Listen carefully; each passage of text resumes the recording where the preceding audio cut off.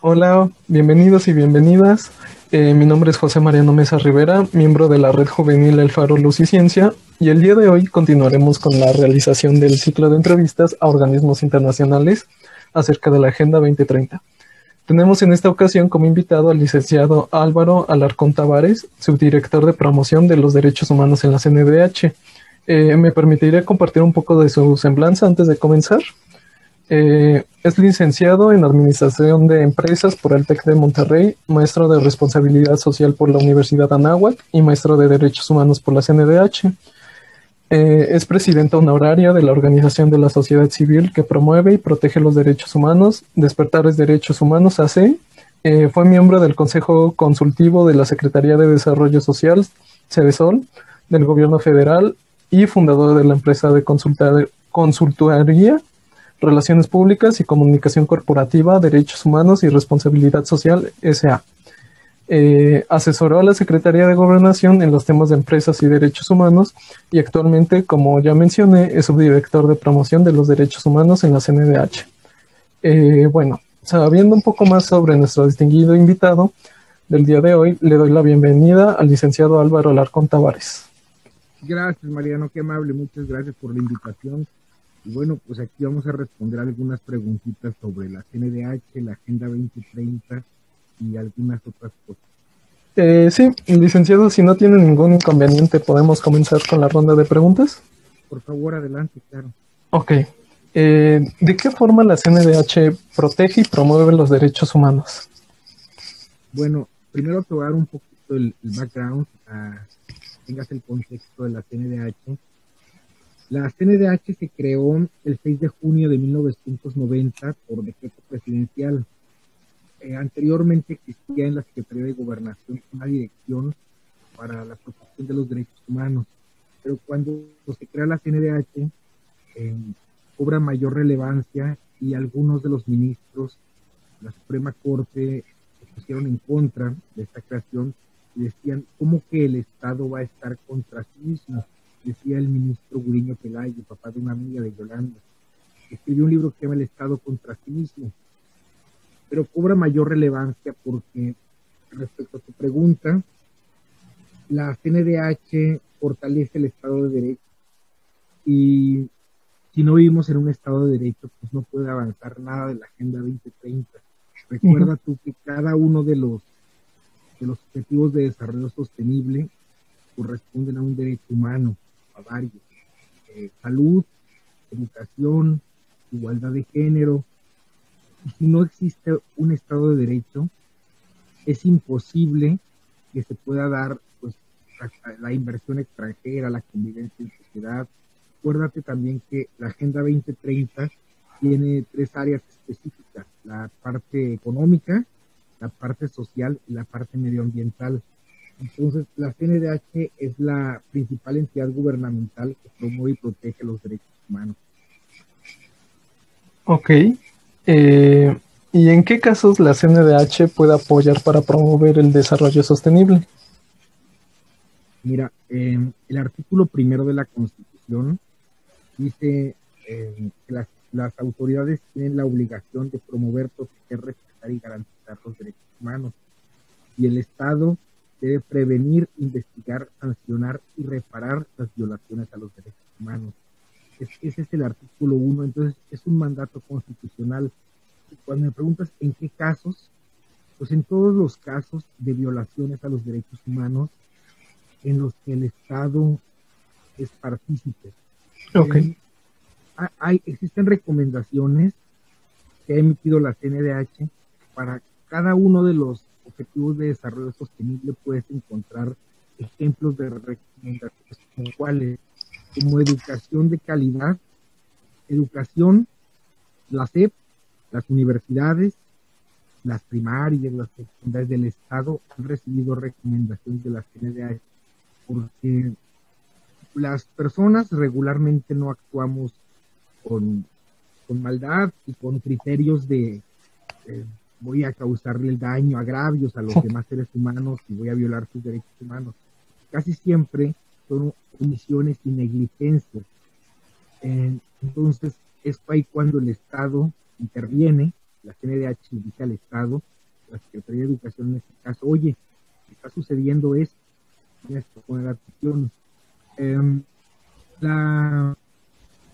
Pues, por así decirlo, la dependencia gubernamental, la institución que más recibe recomendaciones históricamente es salud, y en su caso particular el IMSS, el Instituto Mexicano del Seguro Social. Si tú te das cuenta, uno pensaría que los principales perpetradores de las violaciones a los derechos humanos son las agencias del Estado que tienen que ver con la seguridad, como el Ejército, la Policía Federal, las policías municipales, estatales, la Guardia Nacional, pero no, es salud. Los pacientes que están en manos hundidas en el Estado han recibido muchos agravios históricamente. Ese es otro de los objetivos de desarrollo sostenible, salud y bienestar. Constantemente las personas que forman parte de las comunidades lésbico-gay, LGBTI, todas estas letras, han recibido discriminaciones en diferentes instituciones, desde centros laborales, salud, educación, cultura.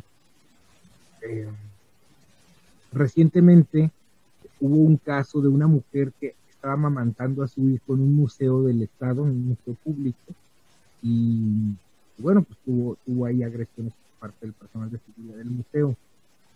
La CNDH también interviene cuando son las empresas particulares las que violan los derechos humanos. La Suprema Corte de Justicia hizo una jurisprudencia que cuando las empresas tienen un poder similar al Estado, a los estados, tienen que estar sujetas a la autoridad, o sea, todas las empresas, pequeñas, grandes, las pymes, pero hay empresas que tienen poder como un Estado, sus ganancias anuales superan a los PIBs de algunos países. O sea, imagínate tú, las ganancias del Banco Santander, de Walmart, son mayores que el PIB de Guatemala, el PIB de El Salvador. Entonces, ¿cómo no van a tener esa enorme concentración de poder y estar sujetas a que sean reconvenidas en caso de que existan violaciones a los derechos humanos? Yo estuve en un caso que participé cuando la empresa IEnova, ahorita vuelve a hacer famosas estos temas por lo del gasoducto, que el gas de Texas y que hubo apagones aquí en México, todo vuelve como un boomerang, ¿no? Entonces, hace 5 años, 6, estuve en Sonora por el caso del gasoducto IEnova que pasaba por el territorio Yaqui.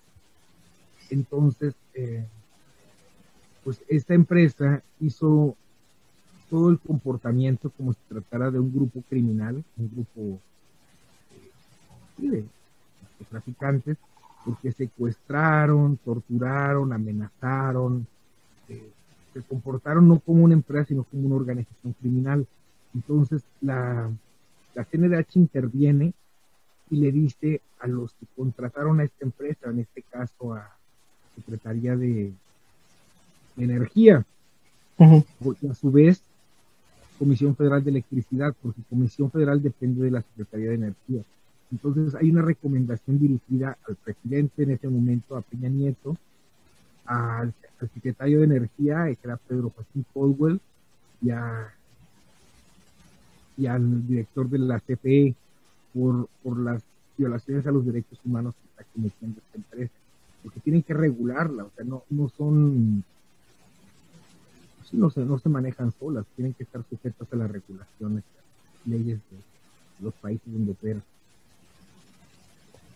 Bueno, creo que toca muchos puntos importantes porque muchas veces pues la gente no sabe en qué momentos la CNDH puede apoyar y cuándo no, y creo que es importante que, y usted lo remarca, señalar cuándo puede intervenir, ¿no?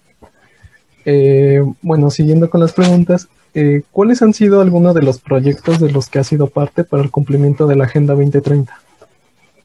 Bueno, yo tengo realmente poco trabajando en la CNDH, pero a lo largo de mi vida laboral he participado en varios proyectos de la Agenda 2030. Cuando estuve trabajando en Fundación Televisa, hicimos un video para la promoción de los ecosistemas, promoción y protección de los ecosistemas marinos, en este caso concreto de Cabo Pulmo. Es un video 3 de 360 que presentamos en la COP de Naciones Unidas, en la COP 13 en Cancún, Quintana Roo.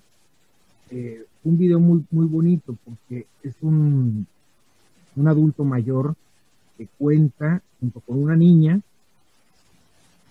el ecosistema de Cabo Pulmo, cómo está constituido, qué hábitat, o sea, en el hábitat qué especies habitan, y hablan muy bonito del entorno, del medio ambiente, como una historia. Ya ves que existe este mecanismo de promoción que se llama el storytelling, influye mucho en el top of mind de la gente, el storytelling. Entonces, el adulto mayor y la niña, que representan las generaciones por venir y las generaciones anteriores a nosotros, cuentan acerca del ecosistema. Y fue un video muy bonito que recibió un premio, pues fue reconocido. Lo presentamos también en el Senado de la República y yo creo que a partir de allí empecé a tener mucho más contacto con los elementos de la Agenda 2030. Esto no tiene mucho, esto te lo cuento, pasó en el 2016. Pues este año cumpliría 5 años. A partir de ahí empecé a tener más contacto con los elementos de la Agenda 2030. También empecé a estudiar una maestría en Derechos Humanos en la CNDH, justamente en esas mismas fechas. Y he participado en otros proyectos, como el año pasado tuvimos una serie de conferencias, Dora participó en ellas, donde 100 líderes sociales nos hablan desde su expertise acerca de los objetivos de desarrollo sostenible. De cada uno de ellos, fin de la pobreza, hablaron especialistas de esta área que están haciendo cosas muy importantes, no solo en México, sino también en el mundo. Hambre Cero, entre otras personas distinguidas que tuvimos a la directora del Banco de Alimentos de México.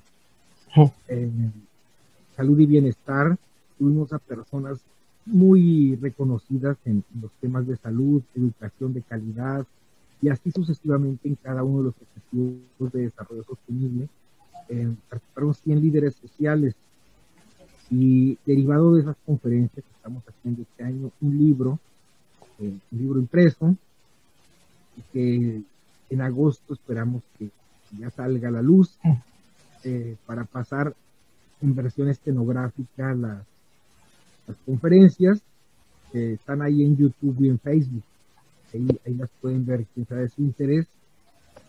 Hubo una mención por parte de Molpeceres, el coordinador residente anterior de Naciones Unidas, Antonio Molpeceres, y como él dijo, que por su extraordinaria contribución a la difusión y promoción de los objetivos de desarrollo sostenible. Estuvieron hechas en un formato muy amigable, que no era una clase académica, sino una charla cercana entre amigos, con alguien que te ayudara a despertar el interés de todo público en los objetivos de desarrollo sostenible. Porque lo que pasa es que, bueno, tú sabes que el eslogan es sin dejar a nadie atrás. Sí. Entonces, las universidades que hacen lo suyo, y es muy importante y muy reconocido así, su labor, organizan este tipo de coloquios, de simposiums con expertos también, en Zoom, por invitación. Estoy hablando del año pasado, cuando empezó toda la pandemia.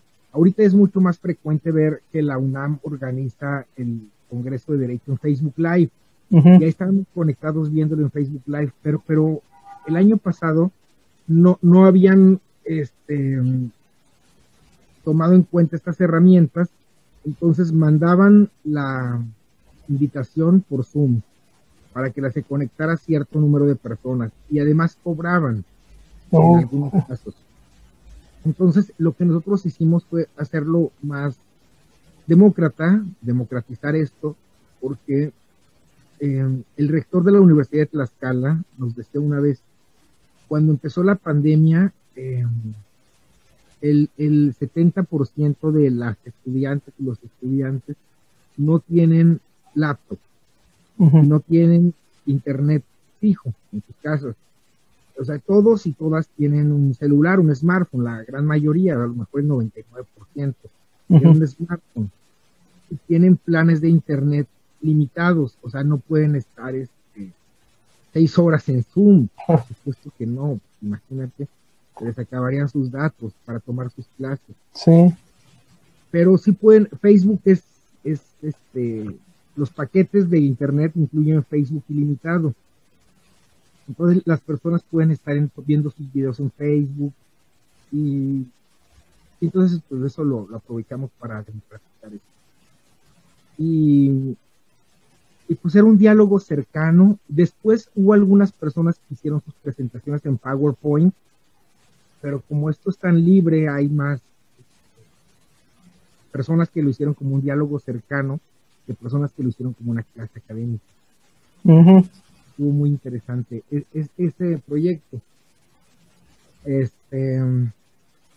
Y bueno, pues para terminar tu pregunta, también estuvimos haciendo el año pasado, en medio de la pandemia, que todavía seguimos, el confinamiento nos vuelve a veces violentos, agresivos, y hay personas que tienen mayor o menor predisposición a las violencias. Y las personas más vulnerables, en este caso, son siempre las mujeres, adultos mayores. Entonces estuvimos haciendo una campaña junto con Indesol, el Instituto Nacional para el Desarrollo Social, que depende de ahorita de la Secretaría de Bienestar, que antes era Sedesol, una campaña que se llama Alas para el Cambio, en contra de las violencias, porque no es una, sino muchas las violencias hacia niñas y mujeres. Pues ahí participaron actrices, actores, músicos, cantantes, escritores, o sea, varios líderes de opinión y personas que puedes reconocer fácilmente, o sea, contribuir a la promoción de esta campaña. Esto puede estar relacionado con igualdad de género y con pues sí, con igualdad de género. Y también estuvimos haciendo una campaña en las personas profesionales de la salud recibieron muchas agresiones pues sí, del pueblo, de la gente, porque la ignorancia, al verlos como agentes de contaminación, los querían lejos, ¿no? Entonces, si los veían en el supermercado con bata blanca, pues los sacaban. Estaban esperando un taxi en la calle, pues también. Y además eso también pues conlleva que no se reconoce que nos están ayudando a salvar nuestras vidas, ¿no? O sea, a veces no con batas, porque la bata pues tiene que estar limpia, entonces no debería estar en la calle poniéndose a la intemperie, pero cuando veían personas vestidas de blanco, con sus zapatos blancos, asumían que son enfermeras, enfermeros, camilleros, médicas, médicos, y los maltrataban. Y tuvimos una campaña en contra de la violencia hacia profesionales de la salud, con doctores de verdad, que pues, contribuían a la toma de conciencia. Se llamaba, decía, el COVID no discrimina a nadie, ¿por qué tú sí lo haces? Y ese era el diálogo. Sí, no, pues qué padre que ha podido ser parte de otros proyectos, además de la CNDH, para el cumplimiento de la Agenda 2030. Bueno, siguiendo con la entrevista, ¿cuál considera que son los principales desafíos ante el COVID-19 para las diferentes instituciones frente al cumplimiento del ODS 16? Bueno, yo hace poco también me preguntaron esto, di una plática presencial en Pachuca, en noviembre, y los desafíos pues están en nosotros mismos, ¿no? La voluntad del ser humano. Decía William Shakespeare, todo el cielo y todo el infierno están en el corazón del ser humano. Entonces, la pandemia nos ha traído una manera de visibilizar cómo somos en realidad, la parte más solidaria de los seres humanos y la parte a lo mejor más abyecta. En el edificio donde vivo, en la Roma, que es familias de clase media, hay personas que se unen para regalar despensas. Nosotros mismos lo hicimos en despertares. Ahorita no lo estamos haciendo porque ya las tenemos pues, en semáforo naranja y hay más posibilidades de que la gente se gane el sustento diario. Pero cuando estaba en semáforo rojo y le decían a la gente quédate en casa, y todas las personas que antes iban a bolear los zapatos ahora están en chanclas y los boleros que no tienen Canva, Pues sí. les regalar despensas a los boleros y a las boleras. Yo conozco la bolera que está cerca del metro, es mi amiga, me he boleado con ella los zapatos por años y ahorita pues no tenía ingresos, ¿no? Y seguía saliendo, estaba en su puestito y decía, a lo mucho vienen 3 personas en todo el día. 3 personas son 60 pesos, 20 personas cada una. Entonces, con 60 pesos pues, le alcanza para tomar su camión para ir y venir, y también va con su hija, y no le queda absolutamente nada. Una persona que antes tenía ingresos de 500 pesos diarios, ahora 60, donde bien le iba, que la gente no se boleaba los pies, es muy duro, ¿no? Y luego, muchas de estas personas, los viene, los limpiadores de carros, sacaban para el día, para comer su comidita en una fonda y para su renta. Entonces no tenían en sus casas estufa, gas, cosas para hacer de comer. Y cierran los restaurantes y cierran las fondas y no hay como ellos puedan ni comer, ¿no? Las señoras de los dulces que estaban en la calle, los elotes, la gente empieza a decir que es inseguro comer en la calle, los contaminantes, y nadie les compra. Entonces, a ellas y a ellos les regalamos despensas, a los comerciantes, y nos enfocamos después, que son millones de personas las que vivimos en la Ciudad de México, nos enfocamos en las personas que pudieran tener alguna discapacidad. Pero así como te digo que varias personas hicimos esto, unas chicas de la Secretaría de Gobernación apoyaban a las trabajadoras sexuales, a las sexoservidoras, que también se quedaron pues, sin clientes, y los hoteles cerraron, los moteles, entonces pues también estaban, muchas de ellas vivían en hoteles y pagaban al día su cuarto, entonces las sacaron y estaban en tiendas de campaña en la calle, por el movimiento de la revolución. Y bueno, pues así como hubimos algunas personas que tratamos de ayudar, algunos grupos de personas compraron los cubrebocas estos, los KN95, y los vendieron en 300 pesos, Mariano, no sé si llegaste a ver. 300 pesos el cubrebocas, y tú decías, no puede ser, también por ahí tengo el Lysol, el Lysol, y los vendían igual en una barbaridad, o sea, creo que 500 pesos el Lysol, 300 pesos el cubrebocas, y dices, no puede ser que el ser humano, y además se sentían sharks de los negocios, ¿no? Grandes empresas, gente muy viva. Sí. Y hablaba con un amigo que es promotor del box, probablemente lo conoces, a Mauricio Suleimán, y me decía, mira, los tiempos han cambiado. Cuando Maradona metió el gol con la mano en el México 86, pues los que vivimos en aquella época decíamos, wow, qué persona tan viva, qué sagacidad, qué astucia, los logró engañar, metió el gol con la mano, pero qué astuto, ¿no? Y ahora las nuevas generaciones no lo hubieran permitido, hubieran dicho es un tramposo, mala vibra, eso no se debe hacer, es indebido. Los tiempos cambian. Antes le decían a la gente indio, era una ofensa, ¿no? Negro, indio. Y ahora, pues, el que lo dice es el que se ve mal. Ahora, pues, los tiempos han cambiado, ¿no? Entonces, estas personas que vendían los cubrebocas en 300 pesos, pues, son los que se ven mal, ¿no? Ya no se ven como, mira, pero qué astuto es, qué inteligente, qué buen negocio, ¿no? Pues pasan a la historia como personas malas personas, ¿no? Sí, más en este momento de crisis, ¿no? Exacto. Bueno, finalmente, ¿de qué forma cree que las personas puedan ayudar al cumplimiento del ODS 16? Mira, paz, justicia e instituciones sólidas es muy importante. Hay un video que te voy a mandar cuando terminemos que habla de la historia de los derechos humanos.